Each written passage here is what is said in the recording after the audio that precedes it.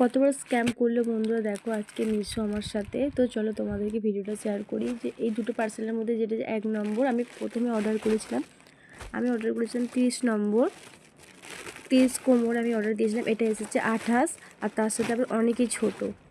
Return করেছি, return আনতেও আসেনি, 5 দিন হয়ে গেছে, 5-6 দিন হয়ে গেছে, এখনও রিটার্ন নিতে আসেনি।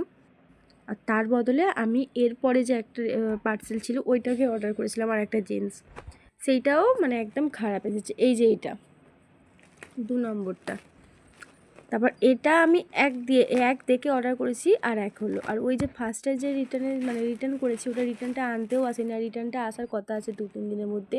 আর ওখান থেকে বলছে আমি এই টাকাটা পাবো না। তাহলে বলো কত বড় স্ক্যাম করলো। আর এই প্যান্টটা এমন দেখালো আর এমন এলো, এটা তো পুরনো মডেলই, এমনভাবে দেখিয়েছিলো পকেটটা কতটা বড়, এটা তো হলোই না। পুরো স্ক্যাম করলো মিশো আমার থেকে। আমি মিশোকে অনেক ভালোবাসতাম, মিশো থেকে অনেক কিছুই কিনতাম, কিন্তু এবার থেকে আর কিনবো না।